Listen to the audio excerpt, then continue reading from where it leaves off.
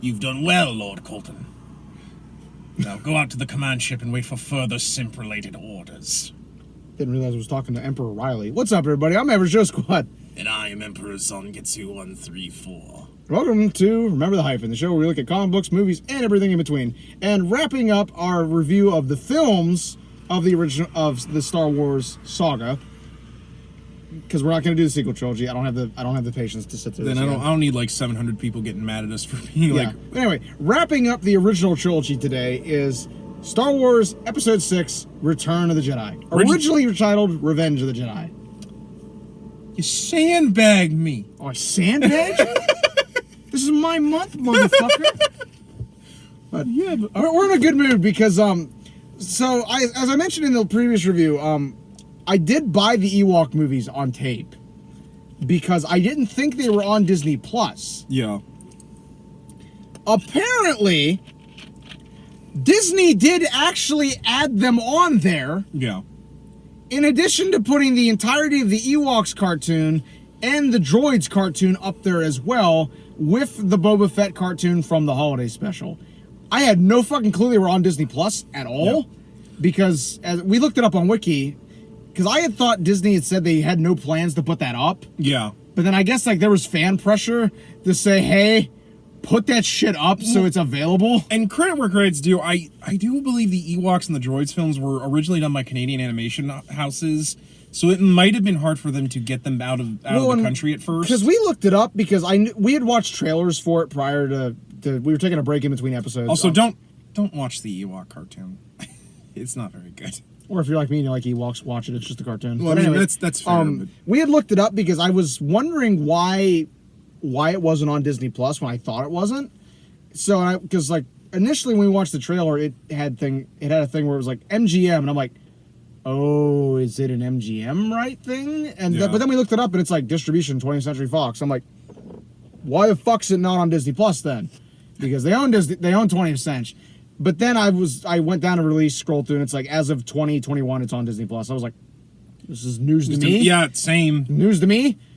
Found this out after I spent $20 buying both movies on tape. Also, we're in 2022. How the how did I not know about this? You would have thought someone would have been like, I can't believe they put that shit on Disney Plus. Well, to be fair, I had been ignoring a lot of Star Wars related shit within the last 2 years, so it might have just gone under the radar for me. But works out for us because now I don't got to loan him the tapes. Yeah, and I can just watch them myself. But I also appreciate they're on Disney Plus just for, if not anything else, preservation purposes. Yeah, at the time of this recording, I still got to watch the holiday special again. And now we can do the Ewok movies for this month, too. Although, to be fair, I'd probably watch the Ewok movies last, because at least those look like they're just kind of fun, silly kids movies. Well, again, at the very least, they're only an hour and 36 minutes. That's also true. They're not very long. They're only an hour and 36 minutes. I'm actually kind of impressed by the runtime they got, because usually back then, like... Well, it's probably a 2-hour TV movie. I mean, fair. Well, but even then, a lot of times, like, those kind of movies would maybe be like an hour, actually. Yeah, but... So anyway, getting into the movie we're going to do in the day, Return of the Jedi. Honestly, one of my favorites, like movies in general. And I actually got a funny story about this. So back in the day, before streaming was the thing, where you could get stuff conveniently,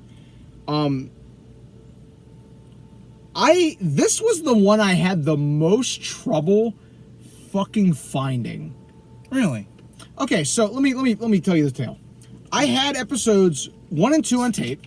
Mm-hmm. I had episodes 4 and 5, the original CBS Fox releases from the 80s. I bought them at a library sale for $0.25 a piece. Okay. They didn't have Return of the Jedi, and I looked. Trust me, when I found the first 2, I looked. Couldn't find it. So I used to rent it from Hollywood Video, because that was the only way I could get it. Yeah. I couldn't even find the special editions of it. Yeah. Because at that point, like, people hadn't turned in the special edition box set, the gold one that I showed in the episode 4 video. And this went on for like 2 years. I could not find a copy of this fucking movie. That's really weird. Then one day I'm out thrifting, and I'm looking through tapes, and it's one of the older style tapes with the black body and the brown flap on the top. Yeah. And I'm like, what the hell is this? And I pull it out. Return of the Jedi, CBS Fox. I'm like, no cover, anything, just the tape. I'm like, yeah. Good enough for me. Now, obviously, I have them all on DVD and Blu-ray, and I have a couple different copies of it on tape. But that is one thing I always love to tell people is like that was the one I had the hardest trouble finding, and I don't know why. And it's just for this area that we live in. I have no clue why. I do kind of have an idea. Well, you think about it, they were sold in a box set. Yeah. And I would find New Hope and Empire. I found them in that CBS Fox, the original 80s release. I found them in the early 90s box set. I found them in the other 90s box set of the OT. I could never find Return of the Jedi. Well, yeah, to play a little bit it was an odd occurrence. To play a little armchair detective, because this was sadly kind of the weakest, or considered the not good one until like the prequels for a long time. So probably not a lot of people bought it. The other thing is just what you said. Probably most people, when they bought these, because buying movies on VHS was probably... It was expensive as hell back in the day. Expensive as hell. It was starting to become a thing when Return of the Jedi was coming out. So, probably not a lot of people bought it separately and just bought the whole trilogy on a box set. Yeah, which is fair. But like, it's one of those odd occurrences. I always like to tell people that, like, I had trouble finding Return of the Jedi on tape. And for the longest time, I had to rent the one from Hollywood Video. And listen, that thing was in terrible shape. I was about to say that. I remember specifically renting it, and it would do the weird tape stuff at the very beginning, like with the lines going up and down. Yeah. You know, like, you could tell that had been played a lot. Yeah. Well, then you could tell towards the latter half of that store that like they couldn't get a lot of their VHSs back in, particularly when DVD became much more of a thing. Probably a lot of studios weren't willing to send them just tapes. Yeah, but Return of the Jedi is always one of those movies that like I've really loved, and as we were talking before we started filming, I don't really understand a lot of the negative feelings I've seen on the internet about it. And this was like particularly back before the sequel trilogy, specifically when the prequel trilogy was coming out. I remember that being a very common thing, was everybody was like, well, Return of the Jedi is not very good. And then I watched it, like, you know, because like when I finally sat down and watched the original trilogy, I got to that one having heard all that stuff, and then I watched it and I was like, this is fucking great. I don't understand what everybody's mad about. I think the biggest problem is a lot of people... Granted, probably not our generation, but like because the generation that came before us, probably the biggest problem is the fact that the Ewoks are kind of have the Scrappy Doo effect, like how. Which I get, you know, but for me, like specifically for me, the Ewoks have never bothered me. In fact, I almost feel like anymore like I'm part of like the Ewok protection squad at this fucking point. My complaints with the Ewoks aren't about the Ewoks themselves, although it's about the allegory. Yeah, then I think the allegory would have worked better because the original plan for this film was it was supposed to take place on the Wookiee planet of Kashyyyk. So this was supposed to be Wookiees. They realized that was going to be a lot of money. Yeah. So they just chopped them in half. Which Ewoks is depressing for me because I love Chewbacca, and I would have loved to have actually seen like a big battle with the Wookiees against stormtroopers and stuff. This is Chewbacca. He is a Wookiee from the planet of Kashyyyk. What is he doing on the planet of Endor? Thank you for the Chewbacca defense. Thank you, South Park. But yeah, I think that's really the biggest problem was because, which is weird because everyone fucking loved the Porgs when Episode 8 came out. I know, I still have a stuffed porg somewhere. I mean, granted, those things are cute as fuck. I mean, if you look at my PS4, there's a sticker that says "Caution, Porg on board." But I remember seeing the same complaints about the porgs when that movie came out. Yeah, but like with the Ewoks, because like the Ewoks, they merchandise the shit out of them. Like we just brought up the fact that they had 2 TV movies and a cartoon and a toy line to accompany the cartoon. So like I kind of get the problem there, and we're talking like.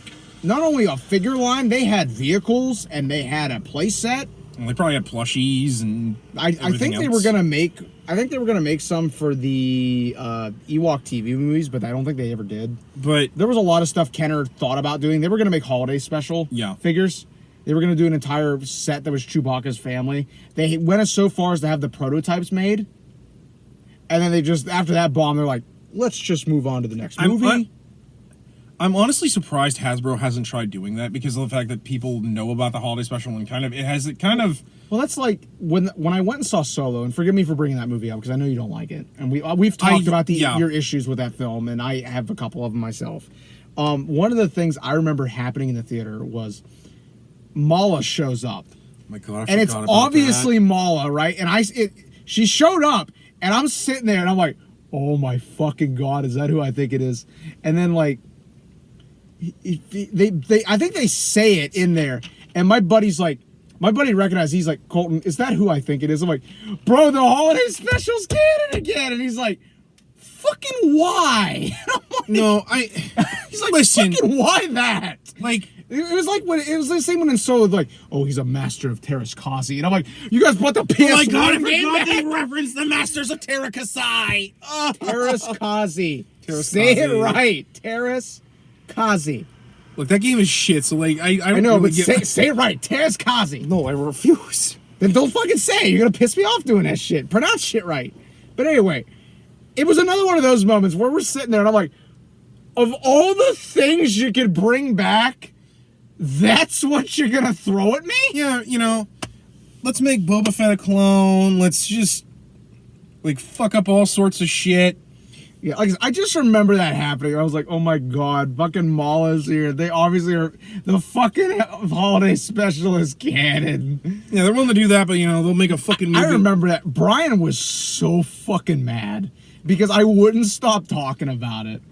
And he's just like, this thing sucks. And I'm like, it does, but I'm fucking laughing my ass off that Lucas hated it so much and they immediately bring it back into canon. It's so fucking hilarious to me.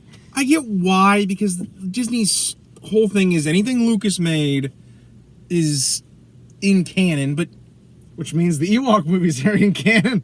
Did you people watch the holiday special? I have.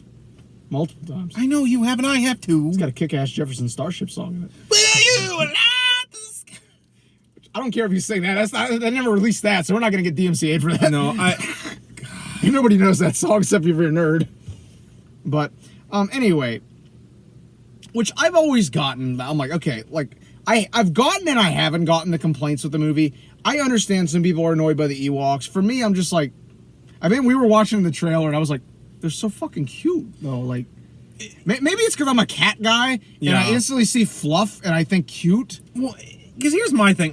These fuckers also, like, were killing stormtroopers, which is fucking hilarious. I mean, I have problems with the film, but none of it's about the... Well, okay, maybe the fact that, like, some of the shit with the Ewoks is so comical to the point I'm kind of like...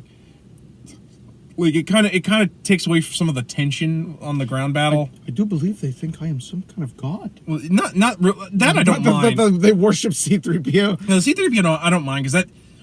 Because I know we've talked about the stuff in the very beginning at Jabba's palace. Yeah. Kind of almost feels like another movie. Yeah, that's like one of my bigger... I thought that was one of your complaints. I thought I was right bringing that up. Probably, I'll get a...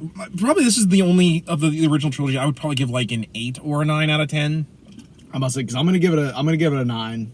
Like, I really, really enjoy it, but I would be lying if I said there wasn't some issues. Yeah, like I said, this movie is, I consider the only one of the trilogy to be flawed. And while I do think they're flawed, I don't think it's nearly as bad as people fucking complain about it. But Adam, the metal bikini. Yeah. Lucas's gift to all of us. Well, yeah, of course. There's a reason why Leia was a young man's wet dream for most of the 80s and 90s. It's what Carrie Fisher warned Daisy Ridley about. That's fair. But yeah, so I guess out of the way, we might as well talk about the positives before I really want to talk about my complaints with it. I really love the Jabba's palace stuff. No, like... it's very atmospheric. Yeah. And again, like, I love how they do a lot of, like, work with the shadows and the lighting and stuff. Yeah. And this is really the first time we've ever seen Jabba. Yeah. Now, granted, like, you know, they've gone back and in the special editions, he's in episode 4. But at the original release of this, that was the first time we'd ever seen him. He is in the comic adaptions by Marvel Comic of episode 4. but he looks totally Yeah, 'cause different. then they go to like the original design idea. No, for he's Jabba. another alien. Oh, he's he looks another fucking. Let me pull it up. He looks wild. Okay, because I know in the I have that original comic, idea actually. for Jabba, he was supposed to be a Yeah, fat 'cause Irishman. I have the Marvel Treasury edition, the big oversized Yeah. one. I have it. It's No, boxed that- up, but I do like have because it. you show me those deleted scenes. Like, why'd you have to go off poor Greta like that? I'm like, I'm what waiting the for you, fuck? Jabba. Have you now? Like, it was a big Scottish dude. It's fucking. Yeah. It's wild. I love it. He looks like I he's love it to death. He looks like he's like auditioning for King Lear. Like, what are you doing here? But no, I honestly love. Although I do question the idea of a race of giant space slugs living on a desert planet, and that's not me. Like, That's him. I kind of get the Skinny idea. as shit and everything. Yeah, it's weird, but I kind of get the idea. Well, but to be fair, they were running off the novelization, which the novelization Yeah. had all the deleted scenes from 4 in it, including that. So, like, it... And obviously, they were going off just... I don't think they had a design finalized, so Marvel just said, okay, we'll just fucking throw something together. then without like, It's a throwaway, like, 2 panels, Yeah. whatever. Nobody's gonna care. but for all my complaints about like, I still love the stuff on Tatooine with Jabba's palace. Jabba is very, very intimidating, which Like- I think not... If you hadn't read the comic adaptation of 4 and had no idea what this dude looked like, Yeah, I think like they did such a good job showing why, like, he's all slimy and stuff, and he's kind of disgusting looking, Yeah. but like he's a gangster. He's supposed to be, Yeah. I think they really did a good job making him an intimidating figure. especially for a dude who has no legs. Like for Yeah. a dude who looks like he can't really chase after you all that hard, but he has like this feel with him, and you're like, oh, I don't.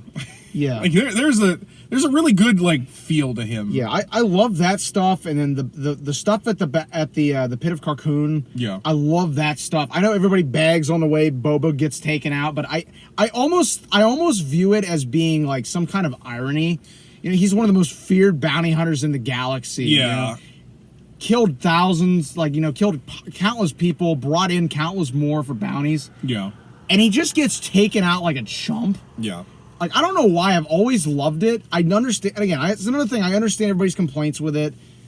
I don't get why it's such an issue, because I think it's almost poetic in a way. He gets taken out like a chump. It is, but like I think the problem is more They had built him up. yeah, they build him up and then he- that's the way it. But and that's the way I it almost ends. feel like that adds even more to it. No, I understand your feelings, and to be fair, Not to mention he doesn't die. He comes back.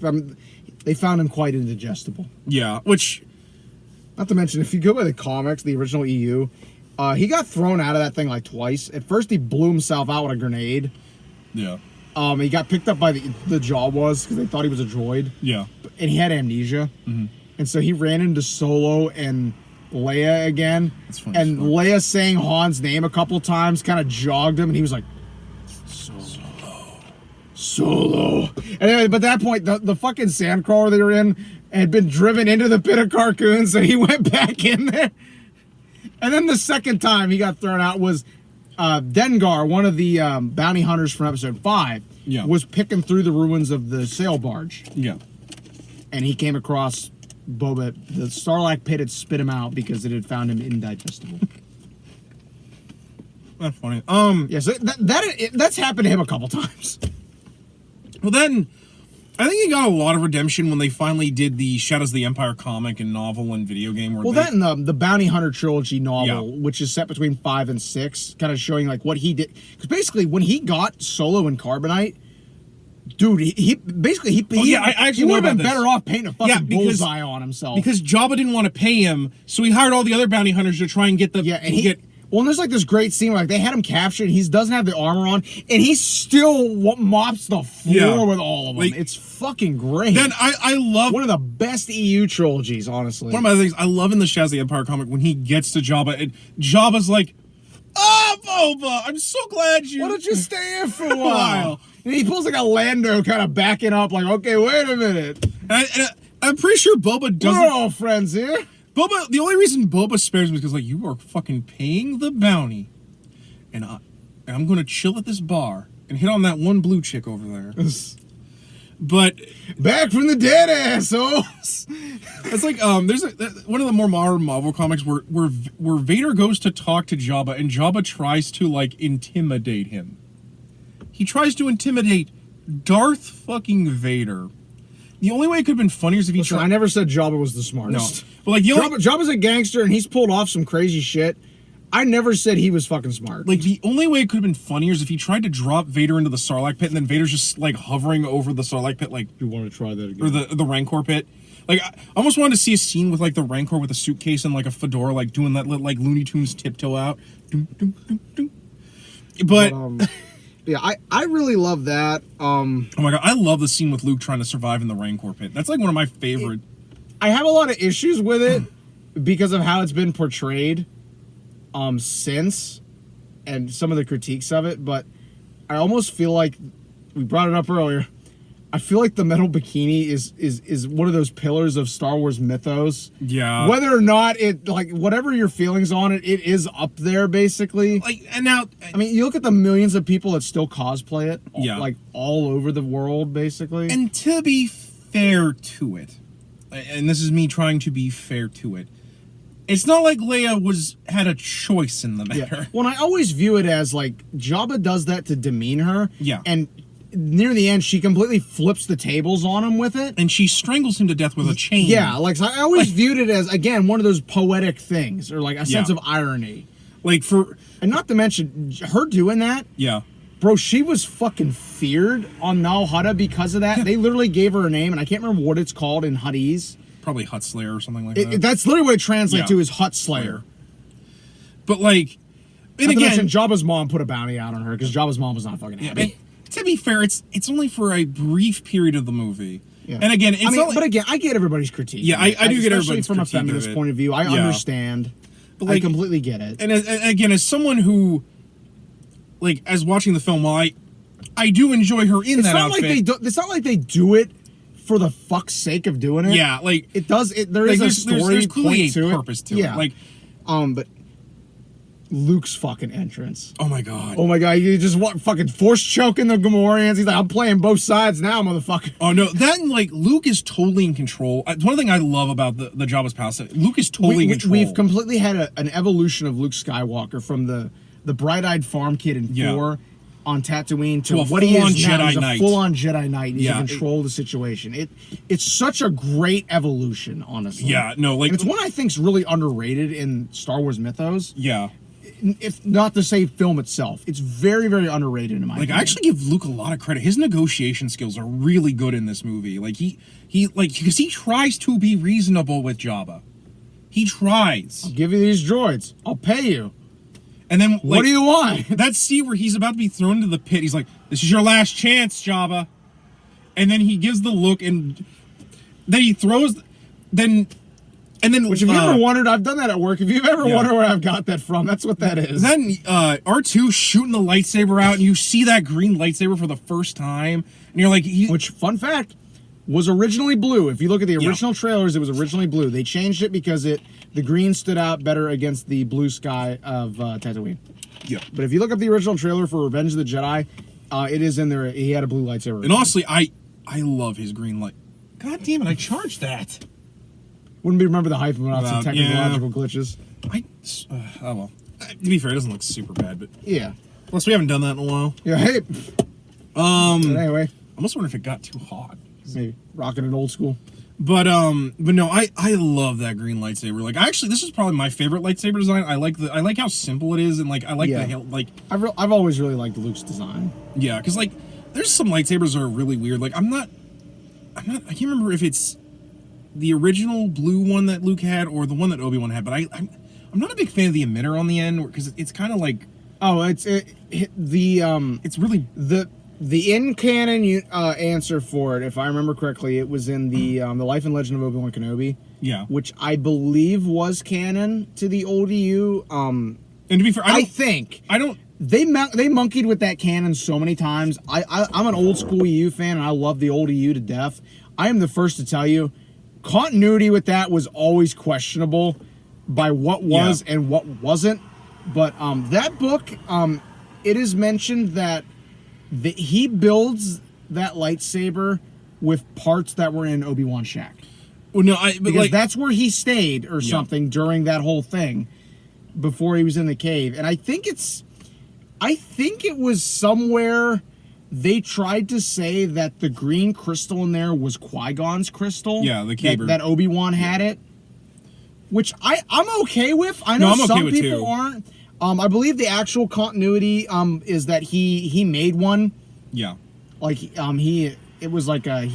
used the Force to synthetically make one. I believe that was the actual answer, and I think that's actually still the continuity. Yeah, because I was about to say anytime. But that was another rumor for a while. That was Qui-Gon's saber. But I like because there's one of the blue sabers. I want to say Obi-Wan's like it has like this weird tip on the end. Yeah. Like I kind of prefer like when the lightsabers are a little bit more sleek at the top. See, I like Obi-Wan's design better. Like to me, it looks like something like he pieced together. I mean, which is fair. Like I just like a sleeker lightsaber. Yeah, nothing wrong with that. But. I love Vader's lightsaber design too. Like I love his lightsaber. I also really like the curved one of Dooku. That I don't know why I love Where it's that. like a saber, basically. Yeah, or almost like a sword cane. Which I will admit, I'm kind of a sucker for a sword cane. But yeah, no, like I said, for all my complaints about how separate the Jabba's palace is, it's still really good. Like it's still a fucking amazing sequence. Yeah, and then I really love the scenes on Dagobah when Luke returns. Yeah. And I love that Yoda is so against trying to answer that question. He actively tries to die faster. He's like, I'm not answering this. Let me die. I'm old and I'm tired. But I also love when Your father is. And then that music plays. Yeah. And then we get and then Yoda basically dies, goes to the afterlife, and he's like, he probably immediately told Obi-Wan, go to him. Fucking answer questions, you will. Not dealing with it, I am. Already dealt with one Skywalker, have I? Yeah, I really love that. And then I know some people have raised, they're like, well, the fucking shit, like, that was such a cop-out answer is that I told you what I told you was true from a certain point of view. view. I think it works fantastically. I've always defended Obi-Wan doing that because No, as do I. He's not wrong. He Yeah. doesn't actively lie or mislead Luke at all. And he's just trying to he's being poetic. And as an aside, seems to be my word of the episode today is it's poetic. and as an aside, how do you break it to a kid? Hey, your father, Was a he's a genocidal mass murderer. Yeah, as a He works for the genocidal Emperor. warlord. He's the reason I'm living on this fucking hut on this goddamn planet. No, and again, it works really well because it paints that Obi-Wan still loves Anakin, even after That he everything views is them done. as two separate entities. Yeah, like it works really well. And again, it sets up for that great moment at the end where Luke knows that there's still good in Darth Vader. like it works Despite everyone telling him that no, there's no chance of it. Yeah. Luke refuses to do that, and he forges his own path. You know, everybody wants him to go down this one. He takes his own path. Yeah, and it turns out to be the right one. Yeah, which is kind of funny. Ironic as another Mark Hamill TV show, Avatar: The Last Airbender, also did that because he's actually the bad guy in Avatar. He's the Fire Lord. Yeah, which you can tell really well because Hamill's like, I'm just gonna do the Joker, but like actually serious and pissed. but like, go ahead. No, you go. I really like the stuff on Endor too. That speeder bike chase. Oh my god, the speeder bike. Chase is great. I love Leia's outfit on this. Honestly, I actually have a figure of it. Yeah. I actually have two figures of it. I think I have like a little like the normal Kenner size ones, and then I have a slightly bigger one. They ever make a toy for that one costume she has that the Ewoks make for her? Yeah, I have a figure of that too. Oh, okay, I wonder if they did. I got that in a tin because I believe it was like an older Power of the Force. Also, behind the 90s set. Behind the scenes, a lot of those Ewoks were played as kids, and I love there's a couple pictures of those kids that they were like who had obviously huge crushes on Leia and are just like sitting on her lap like, this is the best day of my life. Yeah. I know Warwick Davis certainly enjoyed it. He's talked about it. Warwick Davis actually made a short documentary film just about stuff going on behind the scenes, which is called great. Return of the Ewok. Yeah. I don't think it's publicly available, the whole thing. But you can find clips of it on YouTube. Yeah. I think. It was on hyperspace.com for a while, but it's since been taken down, and I don't think there's a way to watch it all. And it's not the stuff that's on YouTube. It's not always in the best of quality. Yeah, I mean, to be fair, that when it was originally a thing, it probably didn't have the greatest of quality because it was shot in like a VHS. Yeah, tape, but I mean, it was so early in production too that like it was still called Revenge of the Jedi. I was just about to bring that up actually. Yeah, it's like but- one of my favorite things to look at that because like you can see when like because everyone's always like, oh no, he Lucas had these all planned out. I'm like, no, fuck you. Originally it was called Revenge of the Jedi, and I have proof right here. Fuck you. Yeah, but I really love the whole Endor sequences. I really like how they're paced and how they're shot. You know, and I really feel like the scene where Leia gets separated from everyone, I really feel like that works out a lot, like really well, because it gives you that sense of they're on a fucking planet that is nothing but forest, basically. Mm-hmm. So, like, there's no telling where she is. Not to mention they have the Empire running around, so they're worried about running into the Empire. I think they do a really good job of displaying the scale. Yeah. Also, the effects on Endor are really good. Like I love that they use stop motion for the ATSTs. Like those are really like I actually really love how they move and stuff. It still looks really good even with stop effects. Although I think in the modern versions of them they CGI'd them up a little bit, which kind of disappoints me. But and then with this movie, we finally get to see the Emperor. Yeah. And I love the way they set him up in this, because when we first meet him, like, he doesn't really do a lot. He just sits there, you know? But, like, the way he's being played, like, there's a very intimidating sense. Like, he doesn't need to do anything. I mean, he's the fucking Emperor. If this dude's Vader's boss, and we already know what Vader is capable of, how much worse is this guy, you know?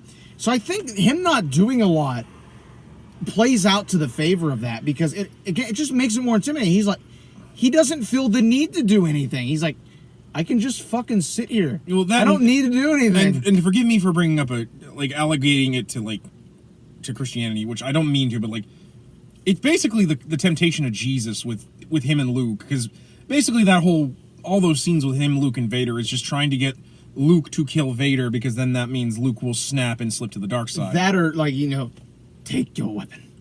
Strike me down. Yeah. Like stuff like that. Like, he's doing the same shit we see him do to Vader in 3. You know, but obviously Luke resists it here. Yeah. And I love that when we finally see him get up, we know shit's about to hit the fan, because we're like, oh god, he's standing up. Yeah. Oh no. He's been in this chair the whole fucking movie. What's he gonna do? And then, because this is the first time we see Force lightning be a thing, and when he does it, it's like, holy shit. Yeah. Because we've never seen anybody do that kind of stuff before. Yeah. Which, it is really good. And again, like those scenes are also really good. And the scene where Vader finally returns to being Anakin Skywalker again and finally brings an end to the Emperor. And there's no dialogue to that, you know, you just see him looking back and forth. Yeah. And you get, like, I feel like in that moment, like, if you've read the novelizations, both the junior novelization and the actual novelization from 83, they both kind of give a little more context to what's going on in his head there. Yeah. But I feel like the way they shot it in the movie, it works so well, because you don't need the dialogue there. No. You can see the conflict, and we don't even see the actor's face. Yeah, like we can just see it. Yeah. Like, plain as day. And then we obviously see that, like, even despite everything this guy's done, he's willing to decide, I can't let the Emperor kill my son. Yeah, the only thing I have left of Padme. Yeah. Which, I mean, granted, they didn't know that they at didn't, the time. they didn't like, do that point. But, like, since we're talking about it, works so effective. You know, this is even after Luke cut off Vader's arm. Yeah, like... you know, like, even then, he still finds it in himself to redeem himself and come back to the light to save his son. That was pretty wizard, wasn't it, son? Sorry. Fuck you. But, don't ruin that scene for me. I'm not... I still love it. But, like, you know, like, and again, like, one of the things that frustrates me, again, going back to the modern trilogy, where the fuck was this Luke? Like, my biggest complaint with it. Yeah. Like, I know there are some people like, oh, you guys just wanted God tier Luke from the old EU. I'm like, because that's fucking Luke. I'm sorry. That's who he is. Like, and again, like, even without when Mark Hamill says the dude's acting out of character, what more do I need to present as evidence to the jury? And, like, even without the EU, Luke learned the truest message of the Jedi is sometimes you have to throw down the sword. Like, because letting your anger guide you is the path of the dark side. Like that was the whole problem with, like, again, with the old Jedi, like, where they eventually they were too focused on other problems. They didn't. That's one thing I really disliked about the sequel trilogy too, is they showed that, like, oh well, Luke's order makes the same mistakes. I'm like, no, god damn. Yeah, like the whole point of, The like, fucking EU fixed that. They fucking learned from that shit. That was the whole fucking point. and again in episode. How do you miss the whole fucking point? And again, like in episode 6, like both Yoda and Obi-Wan are like, you have no choice. You have to kill Vader. And Luke is like, no, there has to be another way. Because he's. I don't want you knocking the iPad. Sorry.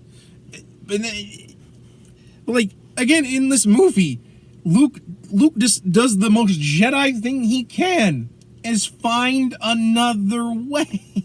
Yeah, Like, he let the Force guide him, and he found the best solution. like, and I get why they did it in the sequel trilogy, to show that, like even Luke at is the end of the fallible. day, Luke is fallible, but it's done so fucking poorly, Yeah. and in a way that just, to me, doesn't feel like the character. Again, it's why I've written that fucking trilogy off. Yeah. Like, if they And I want- just try to be like, look, if you like it, you like it. I'm not gonna hate on you for it. All the more power to you. I just don't like it. It's 3 movies I don't feel the need to revisit ever again. And as an aside, even you've told me the EU proved that Luke was not perfect. Like, I didn't want Luke to be perfect. I wanted him to be the Jedi I saw in episode 6, as someone who's not read a lot of the EU. Yeah. Like, this Luke was someone who understood that sometimes being stringent to what the Force and, like, others tell you is not a good thing. And this is the kind of shit Mark Hamill suggested, and they told him he didn't know the character. Which, to this day, pisses me off a lot. And there's no defending that. I don't care what anyone says. Do not attempt to defend it to me. I will shut you off. No, I don't want to hear it. It was insulting. Yeah. Like, And you could tell the way it affected Mark Hamill. And that man has done nothing to fucking warrant that from anyone. No. Like this would be like if someone, like, told Kevin Conroy he doesn't know anything about Batman. Yeah. Like, you can go fuck yourself. The fandom. Are you serious? Yeah. Like, go fuck yourself. You go fuck yourself. I'm not interested in your Like, lies. Like I said, I Steering back to episode 6. Six. Maybe down the road somewhere in the future we'll do a video I'd have to why watch we it. hate the sequel trilogy. I'd have to watch them. And I don't own all of them. I only own 7. Like I I own said- 7 Rogue One. That's it. I stopped after that. And like I said, I as someone who, like, I I've know seen 'em. people will try to say that trilogy is better than this fucking film. I'm like, no, Are you I'm on sorry. crack? Yeah, You know, are you on crack? no, I'm sorry. Anyway, and I really getting back to I found a way to steer this back. Proving once again that Luke is fallible. Vader goats him into attacking him. Yeah, and Luke almost kills by him. bringing Leia into it. Yeah. No, and then he. Yeah, that's one of my favorite scenes ever, because you can tell Vader is totally like, oh fuck, what did I just do? Shit. Yeah, you know that scene where Luke is just wailing on him to get the blade out of his hand, like. Almost broke Colin's arm one time doing that. We were fighting in the basement with the lightsabers on, the ones that lit up. And I started doing that shit. To this day, I think I almost busted his arm. And it's really good because you can see on Hamill's face, Luke. The horror, he sees the circuitry and he looks at his own hand and he's like, what am I doing? Yeah. And then I'm turning into my father. And then he throws the saber in both the good and bad way, because I love that when he. When I like that you can tell the shift in Palpatine's reaction to it. He goes from smiling and being like, I've got you. And then that, and he realizes he can't tempt Luke. You failed, Your Highness. I'm a Jedi, as my father before me.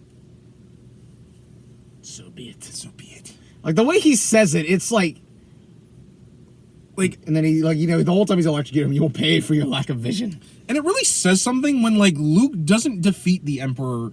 It's Vader. It's Vader. I mean, granted, in a way, Luke does, because he finally brought the real Anakin Skywalker out of Vader.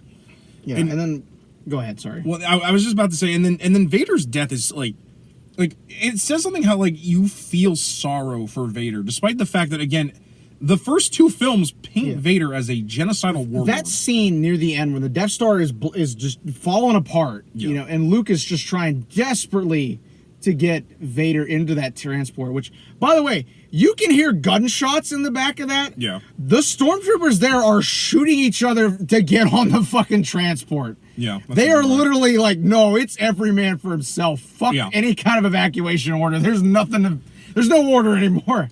But no, like that scene where Vader's like, take off my mask, Luke, but you'll die. Let me just this once. Well, and then he's like, you know, Luke's still like, I have to save you. You already have, Luke. Yeah, which I think that again presents another dimension to the Vader character that it started in 5, you know, because like the other 2 movies we've seen Vader as this very intimidating, this very overpowering presence whenever he's on screen, and then here at the end, you know, when they take the helmet off, he's just a man. Yeah. Which is kind of funny here because I think this is the only time James Earl Jones actually wears the costume. It's not James Earl Jones. It's David. No, it's oh, I can't remember that guy's name. It's the guy that plays the Force Ghost in the original version before they CGI'd Hayden over him. Okay, I not Sebastian Shaw. Something Shaw. Let me look it up. I know the guy's name. I'm blanking. No worries. But yeah, that's him. Okay. That's him. But regardless, that scene is so. It really does tug at the heartstrings, despite the fact that, like, all the horrible shit Vader has done. Like, you just feel for him because you realize that, like. Oh no, Sebastian Shaw. That is that guy's name. Okay, I thought I was thinking of Sebastian Stan from, I was about to say, I was thinking of that. I could have sworn that it was Shaw, but yeah, it's Sebastian Shaw plays him in this. And then for the special editions, they CGI Hayden Christensen in, and I'm not totally a fan of it. Man, that would have been a very different version of Episode 4. Anakin? Who the hell is Anakin? Oh my God, fuck out of here. No, get out of here. But yeah, I love that scene so much. You know, the last thing he tells Luke is, you know, you were right about me. Yeah, tell your sister you were right. Because the whole movie, Vader had denied, like, you know, there's no good left in me. Yeah. You know, there is no conflict. You know, it's too late. You know, like, I think that was the first sign in that movie that Vader was going to come back. Yeah. Was, you know, him turning away from Luke and just being like, it's too late. Yeah, like it. You know, like he realized, he's like, there's no way in hell I can come back from this. Yeah, but then like I said, they really do an amazing job redeeming him, despite the fact that he had done like, and it's one of the things I really hate that people don't understand why that redemption works. It's because he dies. Like there are a lot of fictional he gives his life to right some of the wrong. Yeah, and even then, like they're like, as you've told me through the EU, there are still people like. Even Leia has a hard time accepting. It's very much like the same thing that Wanda does at the end of Multiverse of Madness. Yeah. Like, well, although to be fair, I don't believe... But kind of, it's the same thing. Yeah, like, it is kind of the same scene, thing. basically. Like, yeah. Like, because, like, there's a lot of fictional villains where, like, people are like, no, they need to be redeemed, and, like, they need to live and have, like, a redemption. I'm like, no. Sometimes the only redemption you have is to do the right thing, even if it costs you. Like I don't know, like there's a lot of problems I have with modern fandoms and their attachment to villains to the point where they need to like completely 180. I'm like, no, that's not how that works. But another thing I want to give my compliments on, once again, I love the way the main cast plays off of each other. Oh no, yeah. Especially Carrie and Harrison. Yeah. Like the scene where they're at the shield generator and Leia had just got shot. Yeah. You know, and like the stormtroopers come up, it's like, don't move. And Leia's just smiling at him. She's like, you know, I love you. She's holding the fucking blaster pistol. Yeah. And then Han goes, no, Han's like, yeah, I love you. I know. Yeah. And then Han immediately jumps to the side and Leia just fucking takes these guys out. No, there's just so many good battles in this. Like I think love the one where the guy fucking comes out of nowhere and Han throws the fucking grenade at the guy and just beams him into the shield generator. Of course, how can we forget the greatest line in this whole movie that became the meme of a generation? It's a trap! Admiral Akbar. Which I feel It so won't last long against firepower of that magnitude. Which, to be fair, like, there's so many actually decent lines with Admiral Akbar. Like, I actually love him. I love that Admiral Akbar is a joke, but no, but he's actually such a great character. I really love that in the new Jedi Order series books when they were having the final battle against the Yuuzhan Vong. Mind you, he was old. Yeah. And he had retired. He came out of retirement to lead that fucking fleet. It means I can send those Yuvong Bond bastards to He hell. actually dies during the battle. Oh. Yeah, he dies of old age. He dies during the battle. Okay. But they win. But he dies during the battle, basically. I'm only gonna make one joke here, but do they put him in one of those cans that you need like a little Fuck you. Fuck you. Sorry. I like to be said, I don't mean to make fun of Admiral Akbar. I have to at least make one joke just because No, I know. again, he a big fish man, but Big fishy guy. a lot, like, you know, we were watching those scenes of like the battle on the battle for Endor, you know, like against and like that scene where like they finally take down the super destroyer. You see him like slump just back in kinda his chair, just like oh, thank God. like sigh of relief, basically. Yeah, like he actually has a lot of character for being just Yeah. a dude who's in the chair like commanding the orders. Like I also give episode 6 credit for finally giving us another female character in the Rebel Alliance aside from Leia. Yeah, Mon Mothma shows up. For like all of 5 minutes. Many Bothans died to bring us this information. It's always with the Bonthans with you. But and Billy D, man, Oh Billy my God, D yeah. is just on top of his game in this. No, it makes you almost wish he was with them. How are they jamming us if they don't know we're Coming. Yeah, it's just like he realizes it immediately, and we were talking about this prior to the video. Yeah. Lando's actually a really good tactician. Yeah, no, he is. People don't give him credit enough for that. He's actually a really good tactician. Yeah, like I give him credit. Like he like instantly knew what was going on and came up with a new strategy. Like, you know, like instead of like going after the Death Star until the shields were down, like they went against the Star Destroyers and the TIE Realizing that the Death Star won't shoot us if we're close to their own guys. Yeah, which I'm like, or hopefully at least. Yeah. Hopefully they won't take us out with the rest of their guys. that, you know, they can at least handle that firepower until the shields go down. Yeah. Like it's very. Oh my, the run into the Death Star. yeah. Oh my God, the way that is shot. That's one of my favorite scenes in the original trilogy. Yeah, like the way it is shot, the way it looks, the fucking score going on with it, Yeah. the sense of urgency as it's going up in flames behind the Falcon and Yeah. it's starting to overreach them, and they get out just in the nick of time. Yeah, like no, it like cinema. Well, I do kind of enjoy the first trench run more than like them going through. But like at the same time, that's such a great. Like, it is like they're both really good in their own ways. Then it's really cool to see the interior of the Death Star, and you're seeing them like going around these pipes and just like All they these have tight turns and Yeah, stuff. Like they ripped the dish off the top of the Falcon at one point. like there's so many tight. Like it's so good, and like I can kind of see why they use that for Unicron in Transformers the '86 movie. It works. Yeah, like, which as an aside, like we've talked about that movie before, it straight up just rips off so much fucking Star Wars stuff in that. Like the point where Hot Rod is basically just Luke. And then I love the ending sequence. You know, we have this celebration going on Endor. Yeah. Well, we And also the original Ewok song is far better than the stupid shit that's in the special edition. I do love the scene of them playing the drums on the helmets of But when's that Ewok album coming out, man? I'll buy that shit. But like I also love how it's this big cheery victory while we have Luke. And then we have Luke somberly, like, you know, just like thinking, and then he looks over, and he sees Yoda, Obi-Wan, and then, you know, his father Yeah. comes in. And I think it's implied that Leia can see them too. I think it's Yeah. actually in the novel it's implied she sees them as well. Well, I was just about to say also not only that we see the scene of Luke burning his father's corpses in a Jedi funeral. Yeah. Like, which again it has so much Weight to it. You know, like You know, Luke, the way that the music is scored during it. yeah. But you know, like, and to be fair, I know a lot of people do have contention with like Vader getting to be a Force ghost despite being a. Yeah.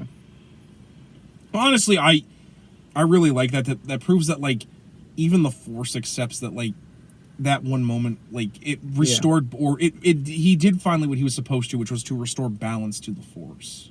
Yeah.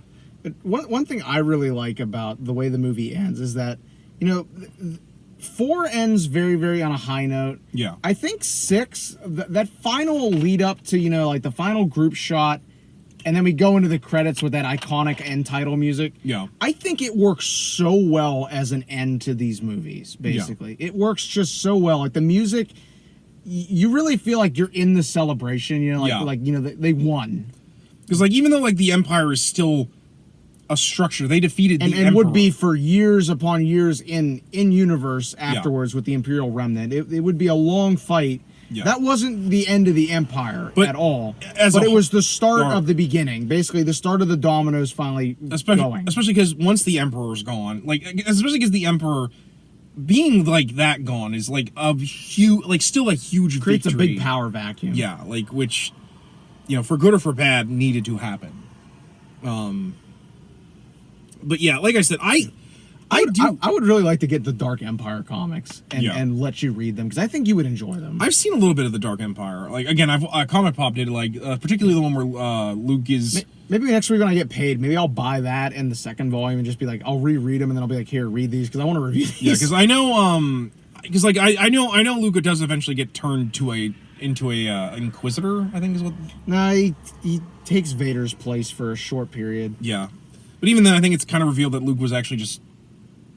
Kind of, yeah. Leia's the one to come save his ass. Yeah, because I think it's implied, like, the Emperor was kind of brainwashing him. My favorite is, like, like, Luke's trying to, like, convince Leia. Yeah. Like, you need to join us, with the Emperor. And the Emperor's doing the same thing. And there's all these, like, weird-looking Imperial guards, right? Yeah. And the one keeps getting closer to Han, like, like, grab hold of him. And Leia has a lightsaber at that point. Mm-hmm. And she literally just turns around and just slashes his arm off. And is like, get away from him, you freak. So isn't she, like, pregnant during that, too? Yeah, she is. I'm pretty sure she is. Like, she's pregnant with her and Han's first I think that's at the very, very beginning. Yeah. Because the kids are actually born during the Heir to the Empire trilogy, which is pretty shortly after they retake Coruscant. Yeah. / Imperial Center. Imperial Center was what it was called during the Empire. And it goes back to being called Coruscant. Yeah, they go back to calling it Coruscant. Because the beginning of that book is they're on Coruscant, and it's what Obi-Wan shows up to Luke, and he basically says, "This will be the last time I can contact you, Luke." And then that is actually the last time he does it. Mm. Because also, don't they go, like, to Han's, like, old place, too, in that? I don't think so. It's been a while. I need to reread that trilogy desperately, because I love that book series so much. I want to see one of the comics implied that, like, Han was actually married at one point. Oh, you're thinking of the Corellian trilogy. Okay. Yeah, where they I think I am, because... Where they go to Corellia and they meet his asshole cousin. Because, Valtrak and Solo. Because, I think... I get confused, because I've watched the Comic Pop Star Wars stuff, because I do like to see, like, the EU, but in the comics... I think you would like a lot of the original EU books, if I loan them to you. I think you would enjoy them, / I think you would like some of the EU comics as well from that period, because that's, like, one of my favorite eras of Star Wars stuff, because a lot of it is just so interesting. Yeah. A lot more interesting than the Clone Wars stuff, in my opinion. So I think we've done a pretty good job talking about the positives, getting us back on track. But since we're almost an hour in, we might as well talk about the issues. And like I said, I still like this movie, but it does have flaws. Like, one of them we did bring up, and I want to a little elaborate. It's really jarring how all the stuff at Jabba's palace kind of just sits there. Like, yeah, like, Han getting freed is important, but, like, everything else in that is kind of superfluous. And I hate saying that, because I do love that stuff. But, like, literally, once they leave that, like, you could have started with Luke on Dagobah talking to Yoda. And that could have just been episode 6.